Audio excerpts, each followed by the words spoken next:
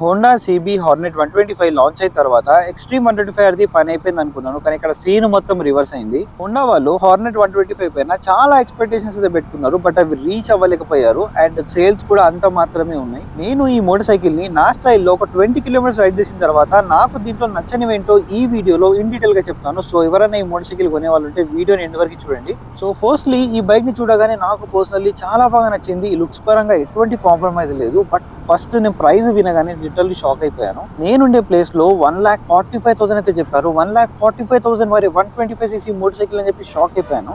GST benefits తర్వాత మనకి motor cycle price అనేది ఓన్లీ 10,000 రూపీస్ తగ్గింది. అయినా ఇప్పటికి కూడా ఈ motor cycle value for money motor cycle అయితే అస్సలు కాదు. ఈ మోటార్ సైకిల్ లో ఫస్ట్ నెగిటివ్ పాయింట్ ఏదైనా ఉంది అంటే అది దీని యొక్క ప్రైస్ మాత్రమే. సెకండ్ నెగిటివ్ పాయింట్ అనేది దీని యొక్క ఇంజన్ పర్ఫార్మెన్స్. ఇంజన్ అనేది చాలా స్మూత్ ఉంది, నో డౌట్, బట్ దీంట్లో ఏదైతే పర్ఫార్మెన్స్ ఉండాలి కదా ఆ పర్ఫార్మెన్స్ అయితే లేదు.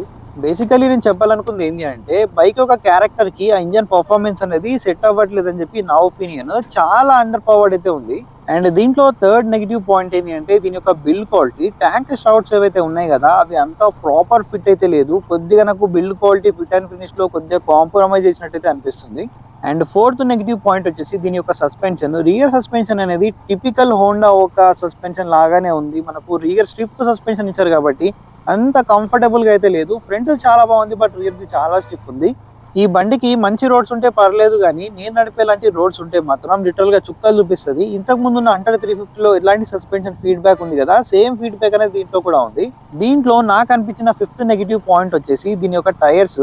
ఎక్స్ట్రీమ్ 125 తో కంపేర్ చేసుకుంటే, ఎందుకంటే ఎగ్జాక్ట్ రైవల్ కదా మనకు ఈ మోటార్ సైకిల్ కి, టైర్స్ అనేది ఎక్స్ట్రీమ్ 125 లో చాలా బెటర్ ఉన్నాయి. దీంట్లో ఇంకొద్దిగా బెటర్ చేస్తుంటే బాగుంది అనిపించింది. ఈ టైర్స్ ఒక గ్రిప్ అనేది బాగానే ఉంది, బట్ ఇంకొద్దిగా బెటర్ చేస్తే బాగుండని చెప్పి నా ఒపీనియన్. చాలా మందికి ఇది అంత ఇంపాక్ట్ చేయకపోవచ్చు, బట్ నాకు అనిపించింది. చిన్న చిన్న నోటీస్ చేశాను కాబట్టి మీకు చెప్తున్నాను.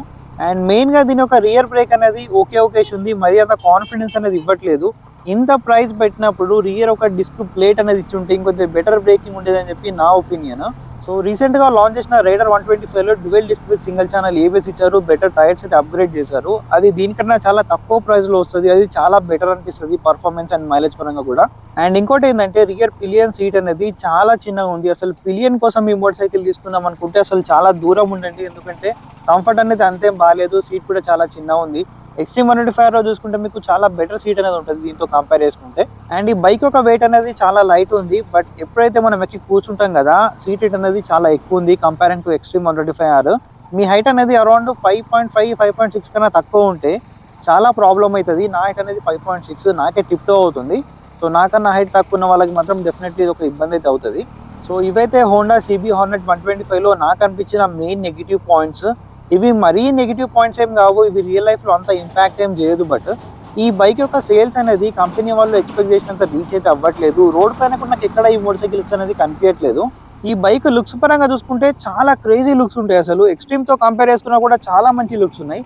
బట్ ఒక్కసారి కస్టమర్స్ ప్రైస్ వినగానే కొద్దిగా బ్యాక్ స్టెప్ అనేది ఇస్తున్నారని చెప్పి నా ఒపీనియన్.